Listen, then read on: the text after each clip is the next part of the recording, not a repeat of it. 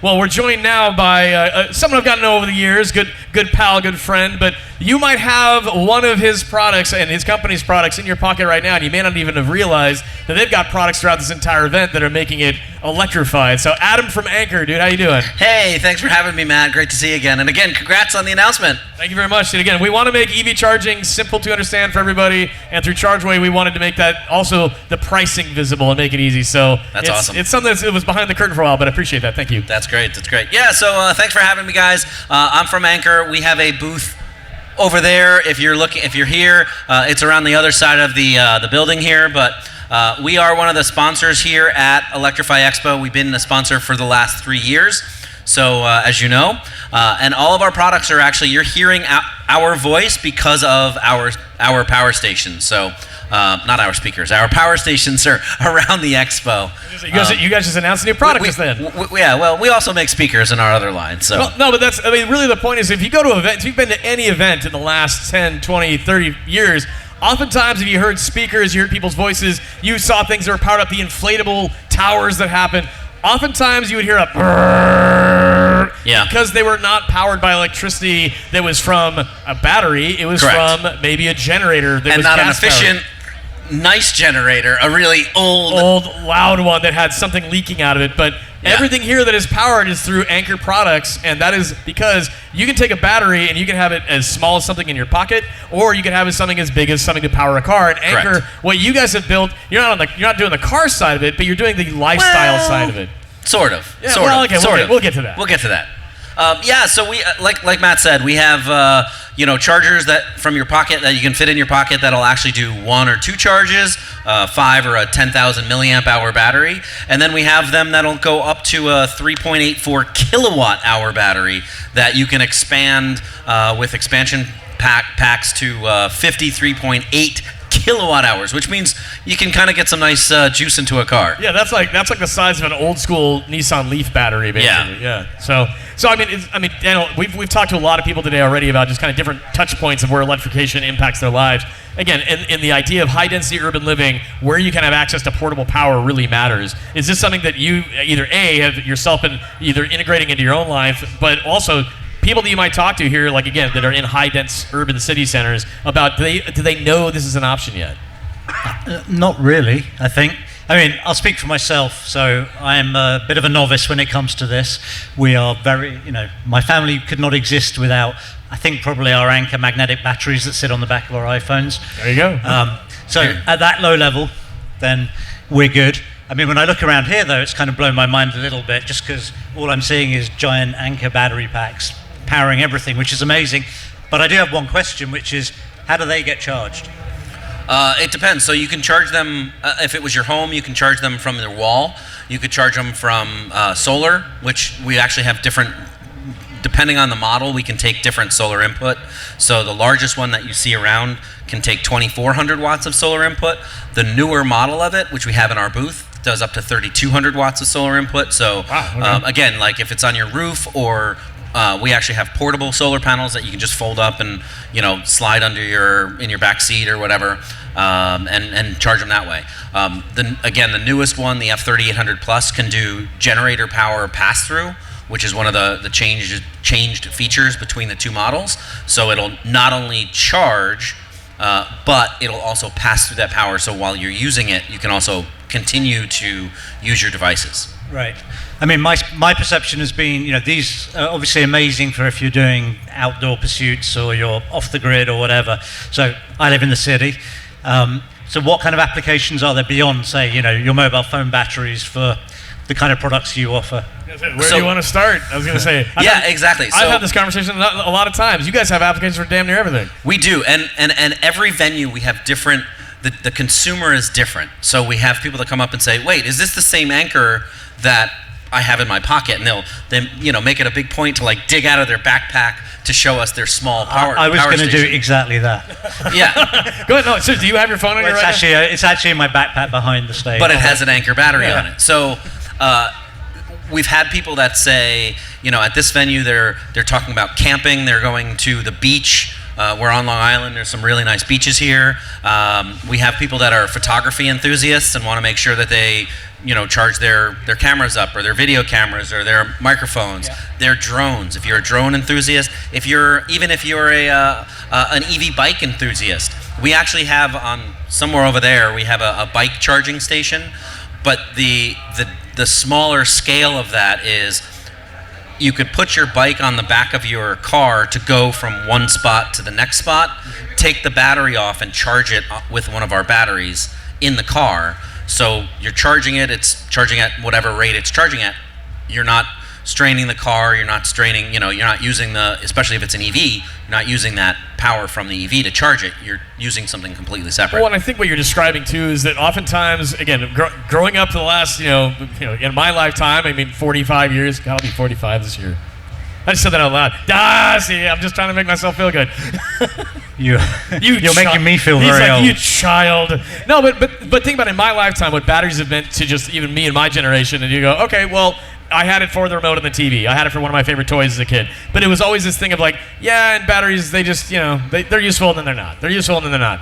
The battery technology has evolved so extensively, especially in the last 20 years, to a place where we have the ability to not only have vehicles that are powered by gigantic batteries, but also the use cases about the cycling you can do with a battery to recharge it. I think that's what really Anker exposes is the amount of times you can put it to good use. Yeah, most of our batteries now are lithium iron phosphate. So it's the same battery chemistry that's in most of these cars, right? What it'll go to in the future, I don't know. Something. Well, the chemistry too, that plays a big role, right? Because we went from, again, lead acid was just kind of what it was. Yeah. Lithium ion really changed the game on that, but the battery chemistries, lithium ion phosphate, we're here. There's boron-based batteries, the promise of solid-state batteries, all these different things. That is something that I think a lot of the public still doesn't fully understand what that means to the final use case.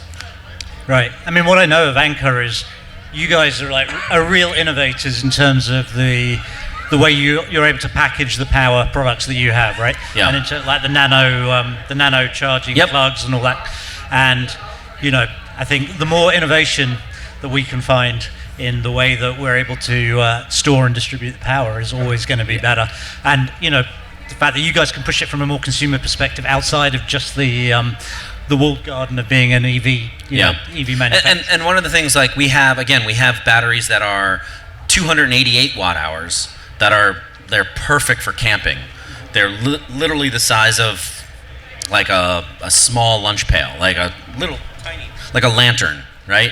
So they're that size, and you can take them with you. You have a handle. You can get a strap and put that on it, and just a shoulder strap, so you can walk. When you're hiking or camping, you can take that. Keep your GoPros charged. Keep your phones.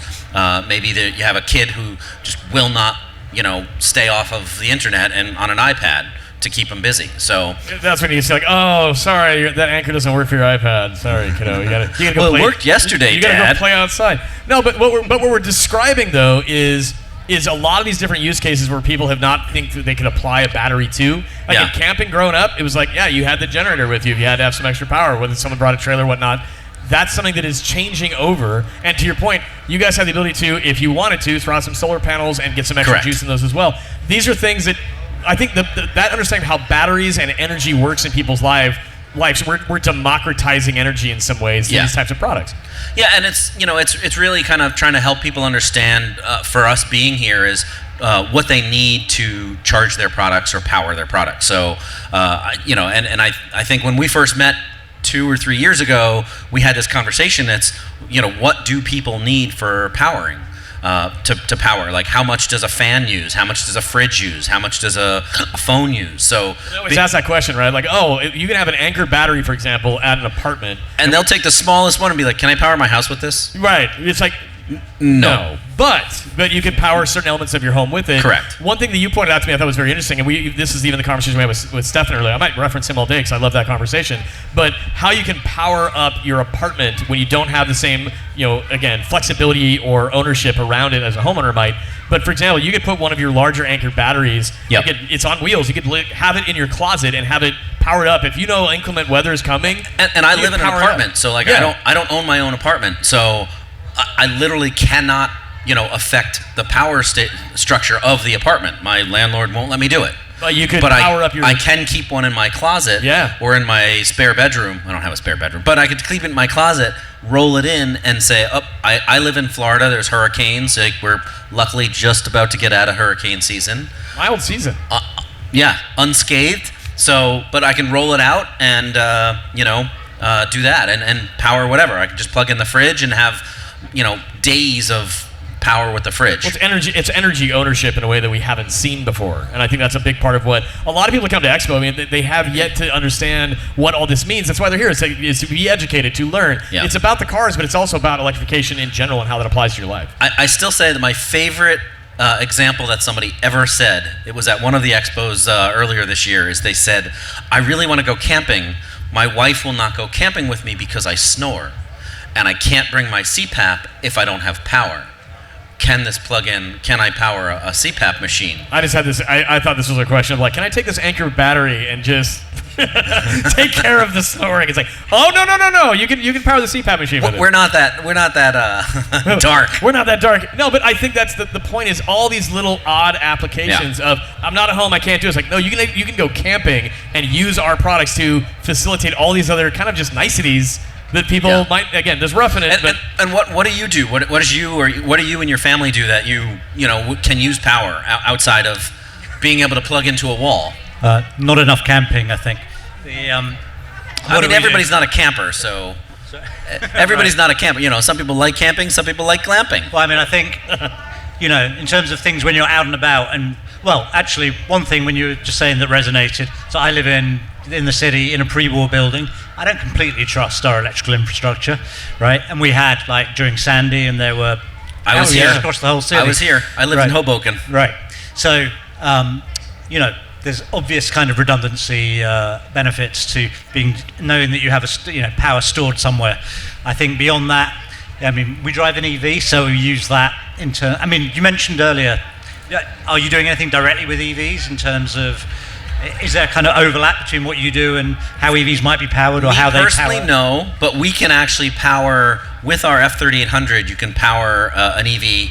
I think the rule is 3 to 4 miles per kilowatt hour. Right. I believe you're more of an expert on that than I am, but that's the ballpark. About that, right? So we can give, with just about 4 kilowatt hour battery, get about 10 to 12 miles. Right. Maybe it'll be 15 in a pinch. So that's like the gas can. Correct. Yeah, essentially. And we do have people, we hear it all the time that people go, they do the van life thing or they do the RV thing, and they're like, well, we want a little extra power for our campsite so that they don't have to run the engine all night long, whether it's an EV camper or whatever, but they can literally bring it out and power all the lights in their campsite or a little projector, Bluetooth speaker, all these different use cases that people do, so... No, this is what, again, Expo is about this conversation in so many ways. It's the electrification of transportation is obviously very real. It's happening. There's a lot of sex appeal and emotion that goes along with buying those products. But how you apply electrification through battery technology is so fundamental to how this is all working. And I would say that, to BJ's credit, who founded this expo years ago, you see the expo changing across like each station, each city, and each year. That there's more lifestyle companies here this year than there were. There's robo mowers. There's a really cool electric stove called Copper. They're beautiful. They're over there, and they've been at the last couple expos. So it's like, all of these different things are continually adding to that story. So we're in a place where we are actually experiencing what historically will be looked at as that true transition from we burn things for energy to we can actually create and store energy in a cleaner way. Yes. So, when you plug into the wall here, hopefully most of the electricity you're getting is not from burning stuff. True. Very, well, again, that's part of it too. But even Long Island's a great example of this. And Rosemary, who's from the Long Island EV Association, she and I talked about this a few years ago, which is anybody who lives out here on Long Island has a good example. 82% is single-family home. Many of them have solar at their house. They're putting into practice a lot of the things we're talking about because they have the lifestyle that can accommodate it. I mean, again, high-density urban living, not so much, but it's the blend of how we start to apply that in different areas geographically. So to your point, if the grid is offering up an option for you to plug something in like an Anker battery, but it may not be the cleanest energy, you have the option to actually make it clean. Right. And one of my friends actually, he lives in Texas. He lives in Houston, and they have a very unique situation in Houston that their power grid is terrible, right? In the winter, it's terrible.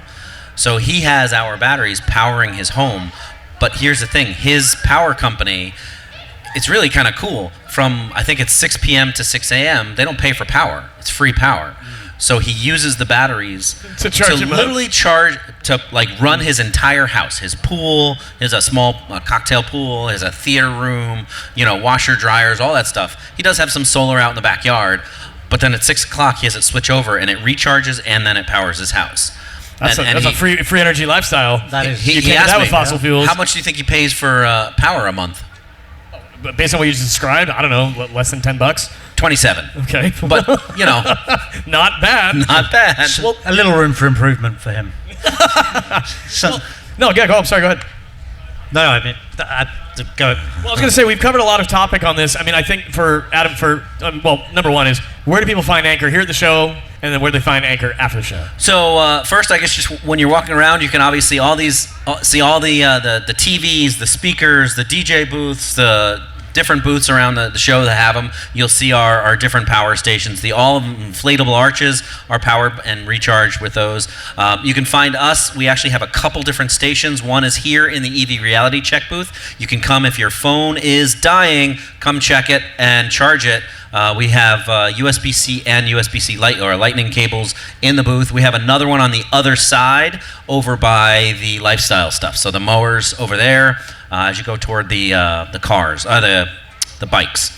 And then you can always find us online at anker.com or on Amazon as well and other places. But come check us out. We are in the booth. We're around we do have a booth around the other side of the building as well. And we'll tell you whatever. We'll talk to you about your different situations, and we actually have show specials today. So there you go. Daniel, anything else you want to ask? No, but I'm going to come by and check you out. I was going to say, you got some extra time to go swing by. I think I need some education here. I will warn you, there's no sun over there, so. Well, I got to say, one last point I'd like to make is I appreciate the shirts you always wear. It's my thing. But my favorite thing about this is your dedication to wearing it is that it's over your sweater. That's because it's cold over there. I just absolutely love that. I was just like, oh, you know what I just noticed? You're wearing your ducky shirt on top of the sweater. That's awesome. I am. Well, like I said, I live in Florida. I'm used to shorts and flip-flops. Yeah, man. When I left, it was 83. Poor you, but again, dedication to the awesome shirt. So if you can hear our voices, a free t-shirt awaits you here at the EV Reality Check booth powered by greencars.com.